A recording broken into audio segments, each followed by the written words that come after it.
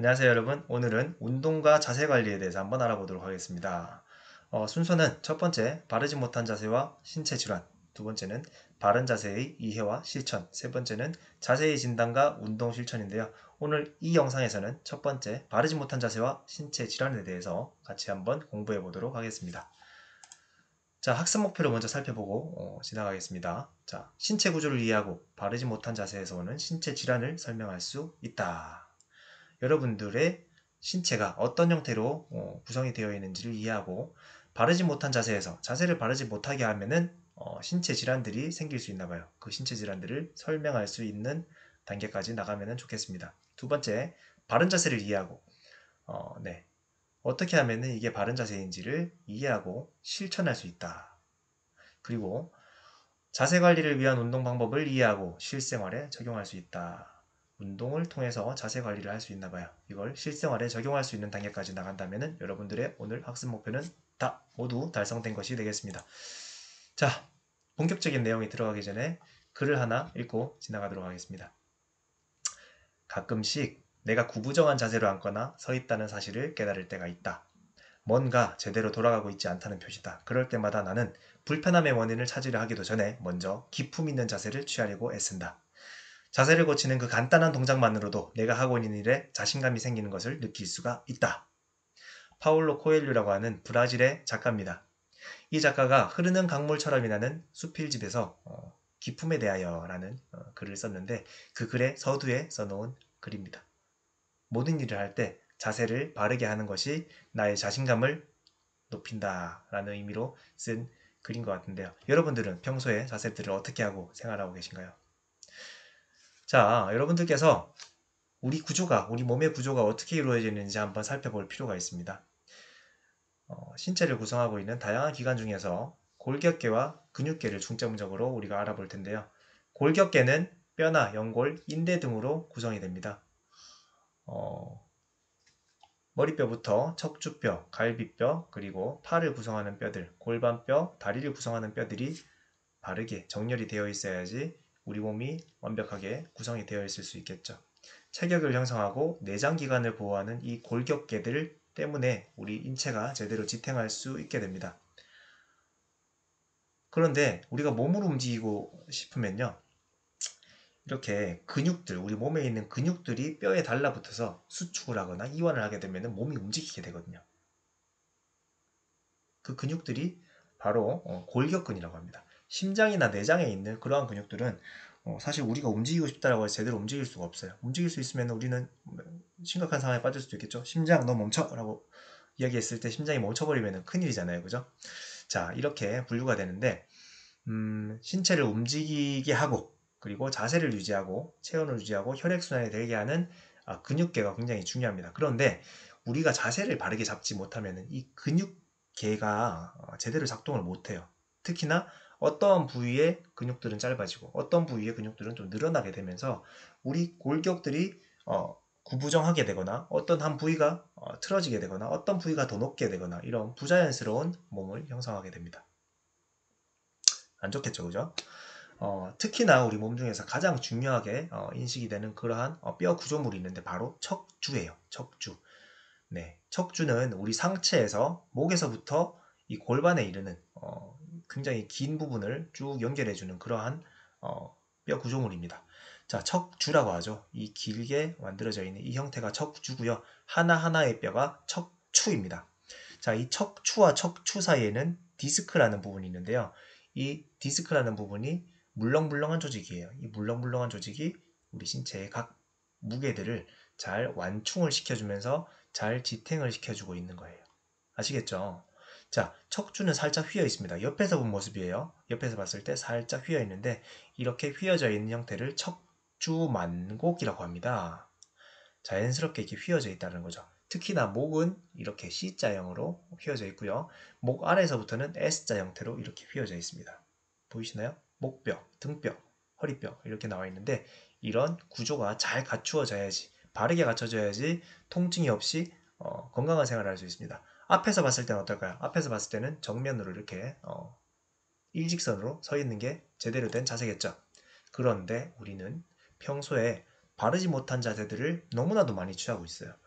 자, 하나하나 그림들을 살펴볼게요. 옆으로 앉아가지고 이상하게 앉아있는 이런 자세, 한쪽으로 가방을 메고 있는 자세, 그리고 의자 끝부분에 걸터 앉은 자세, 다리를 꼬는 자세, 고개를 푹 숙이고 무언가에 골몰하는 자세, 엎드려서 자는 자세, 턱을 개고 TV를 보는 자세, 그리고 이렇게 무거운 물건을 들 때 허리를 숙인 상태에서 드는 자세. 이런 자세들이 모두 잘못된 자세들입니다. 자기에게 해당되는 게 있나요?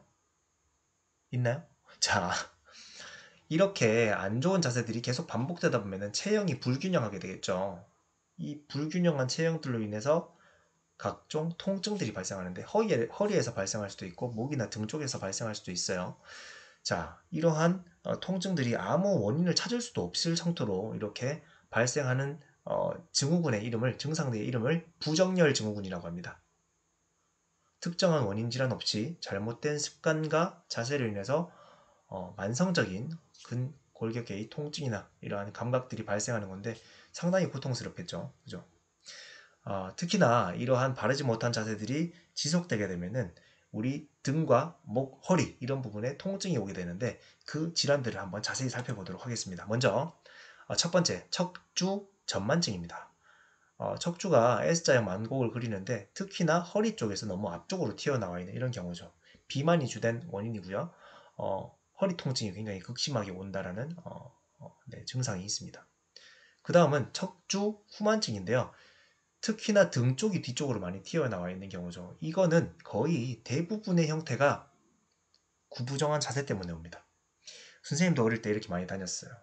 뭔가 좀 세 보이고 싶고 강해 보이고 싶고 그렇게 강해 보이면은 뭔가 좀 멋있는 것 같고 이런 느낌이었거든요. 그래서 허리를 숙이고 이렇게 등 부분을 이렇게 말아가지고 센 척하면서 이렇게 걸어 다녔었는데 이렇게 청소년기가 급정상하는 시기에 구부정한 자세가 지속되었을 때 이런 증상이 나타납니다. 이게 고정이 돼요. 고치기가 굉장히 힘듭니다. 그래서 쌤도 지금도 이렇게 좀 앞으로 좀 튀어나와 있는 경우가 있어요. 자, 척추 후만증이라고 하는데 보기에도 굉장히 안 좋고 통증까지 유발할 수 있습니다. 조금 더 자세하게 한번 들어가 볼게요. 척추 측만증이라는 증상인데요. 우리가 정면에서 봤을 때는 척추가 올곧게 서 있어야 된다고 아까 얘기했었죠. 그런데 정면에서 봤을 때 척추가 이렇게 휘어 있는 이런 형태가 바로 척추 측만증입니다. 대부분 원인을 잘 알 수 없는데 잘못된 자세로 인해서 영향을 받는 경우들도 있다라고 해요. 자, 척추 측만증을 한번 자기 스스로 진단해 보시기 바랍니다. 힘을 빼고 서 있을 때 좌우의 어깨 높이가 다르다든지 골반의 높이가 다르다든지 그리고 허리를 굽혔을 때 이 등이 한쪽이 튀어나와 있다. 이런 형태들은 척추 측만증이 될 수 있는 가능성 또는 척추 측만증인 경우들이 많습니다. 그래서 주의 깊게 한번 진단해 보시기 바랍니다. 자, 그 다음 두 번째 척추 원반 탈출증이 있어요. 자, 추간판 아까 전에 말했던 디스크죠. 자, 이렇게 디스크들이 오래된 잘못된 자세라 또는 어떤 무거운 물건을 들 때 잘못된 자세로 들게 되면은 한쪽이 과하게 눌려가지고 옆으로 튀어나오게 되는 현상이에요. 이렇게 튀어나왔을 때는 뒤쪽을 지나는 신경을 건드리게 됩니다. 신경을 건드리면 아프겠죠. 그래서 굉장히 아픕니다. 허리 통증이 있고요. 이 통증들이 엉덩이, 허벅지까지, 다리까지 이렇게 저릿하게 통증이 지속되고요. 특히나 이제 누워서 다리를 들어 올리기가 굉장히 힘들죠. 네, 왜냐하면 디스크에 탁 압력이 가해지고 그 압력이 신경을 건드리게 되니까요. 똑바로 서서 발꿈치를 이렇게 들고 걷기가 굉장히 힘들다라고 합니다. 척추 원판 탈출증, 바로 허리 디스크입니다. 자, 그 다음으로는 이제 목에서 오는 통증들을 한번 살펴보도록 할게요. 거북목 증후군인데요. 거북이들이 어떻게 목을 하고 있죠? 앞쪽으로 쭉 빼고 있죠. 그죠? 이렇게 쭉 빼고 있어요. 이렇게 쭉 빼고 있는데 사람도 이렇게 거북이처럼 목을 앞으로 빼게 되는 거예요. 선생님도 약간 그런 증상이 있어요. 아까 전에 얘기했었죠. 앞쪽으로 이렇게 막 네, 이렇게 어렸을 때 하는 자세들이 많이 형성이 되어 있어서 지금도 많이 고치려고 노력하고 있는 중인데요. 특히나 이런 거북목 증후군이 많이 오게 만드는 습관이 있습니다. 가장 심각한 것이 바로 스마트폰이에요. 스마트폰을 이렇게 앞으로 내려 숙여가지고 고개를 딱 숙이고 있을 때 이때 이 자세가 고정이 되어가지고 거북목이 오게 됩니다. 목이 이렇게 앞쪽으로 1cm, 1도만 이렇게 앞으로 온다라고 해도 가해지는 무게가 2kg, 3kg가 늘어난다고 해요. 그래서 목에 굉장히 큰 부담이 됩니다. 높은 베개를 사용하거나 또는 이렇게 등을 구부리고 앉는 행위들이 거북목 증후군을 앞당기게 됩니다. 목이 앞으로 튀어나오게 되고요. 등이 굽었거나 목과 어깨가 자주 결리고 딱딱하게 굳는 그런 느낌이 오게 된다면 거북목 증후군을 의심해보고, 평소에 사진을 찍었을 때 내 목이 앞으로 튀어나와 있네? 어떡하지? 이게 바로 거북목 증후군입니다. 고쳐야 됩니다. 어떡하긴요. 그죠? 자, 그리고 이 거북목 증후군이 점점 더 심해지게 되면 경추수액 탈출증으로 오게 돼요. 경추수액 탈출증은 다시 말해 목 디스크입니다. 아까 전에 허리 쪽에서 디스크가 삐져나오면 그게 허리 디스크가 되겠죠. 그죠? 목에서 디스크가 튀어나오게 되면 경추수액 탈출증, 즉 다시 말해서 목 디스크입니다. 목에도 아까 말했던 그 추간판들이 들어있어요. 이것들도 목에 과한 충격들이 가해지게 되면 삐져나와서 척수, 척수를 건드리게 되고 이 통증이 굉장히 심각합니다. 목이 일단은 잘 뒤로 젖혀지지 않고요. 목 뒷부분이 항상 뻐근하고 통증이 있어서 제대로 된 생활을 할 수가 없는 경우들이 많이 있어요. 그래서 굉장히 고통스럽기 때문에 이런 경추수액 탈출증에 빠지지 않도록 여러분들께서 평소에 목 관리를 정말 잘 하셔야 됩니다. 이런 척추 질환들을 어떻게 예방할 수 있을까요? 네, 여기 한번 보시겠습니다. 네. 척추 질환을 예방하기 위한 방법으로는요. 일단 신발을 좀 1cm 정도 크게 신는 것이 좋대요. 발이 이렇게 움츠러들게 되면은 우리 허리나 또 어깨 이쪽 부분도 움츠러들게 되면서 평소에 올바른 보행도 할 수 없게 되어서 이 척추의 질환들을 유발할 수 있다고 해요. 그래서 좀 신발이 1cm 정도 넉넉한 그런 신발들을 신어주는 것이 좋고요. 가방을 멜 때도 항상 가방을 등에 딱 붙여가지고 무게가 뒤쪽으로 너무 과하게 실리지 않도록 해주는 것이 좋다고 합니다. 딱 붙여가지고 무게 중심이 항상 몸쪽으로 붙어 있을 수 있도록. 또 앉아 있을 때는 항상 가슴을 펴고 앉아 있고요. 그리고 다리에 무엇인가를 받쳐서 여기 있는 이 각도가 너무나 커지지 않도록 무릎을 90도 정도로는 세워주시는 것이 굉장히 필요하다고 합니다. 자, 그리고 무거운 물건을 들 때는 무릎을 이용하고 허리를 꼿꼿하게 세워가지고 들어주는 게 굉장히 필요하고요. 그리고 이렇게 뱅글뱅글 돌아가는 회전의자에는 가급적이면 앉지 않는 것이 좋다고 하네요. 바르게 앉아서 딱 자세를 유지할 수 있는 그러한 의자에 앉아가지고 자세를 바르게 하는 것이 척추 질환을 예방할 수 있는 좋은 방법이라고 합니다. 자, 두 번째, 거북목 증후군을 예방할 수 있는 방법들로는요. 잠자는 자세가 굉장히 중요합니다. 잠잘 때 베개를 너무 높게, 과도하게 높은 베개들을 베고 자는 친구들이 있는데 그렇게 되면 목이 자연적으로 앞으로 튀어나오겠죠. 앉아서 공부할 때는 자세를 바르게 하고, 자세를 공부할 때는 특히 자세를 거만하게 하는 것이 좋습니다. 이렇게 고개를 세우고 눈을 내려 까는 거죠.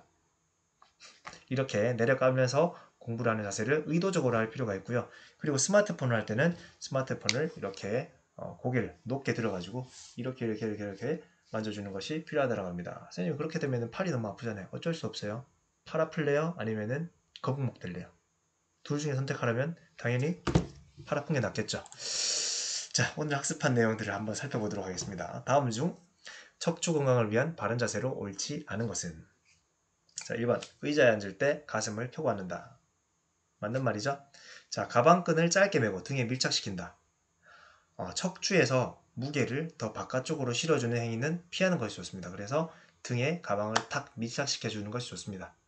무거운 물건을 들 때는 허리를 세우고 들어올린다. 무릎을 사용해서 허리를 꼿꼿하게 세우고 들어올리면은 추간판에 무게가 적정하게 잘 배분이 되어서 디스크가 튀어나오는 일이 없겠죠. 그리고 자신의 발 크기보다 1cm 정도 여유가 있는 신발을 신어주어서 발이 편안해야지 걸음걸이도 좋고 척추에 가는 무리도 적다라고 해요.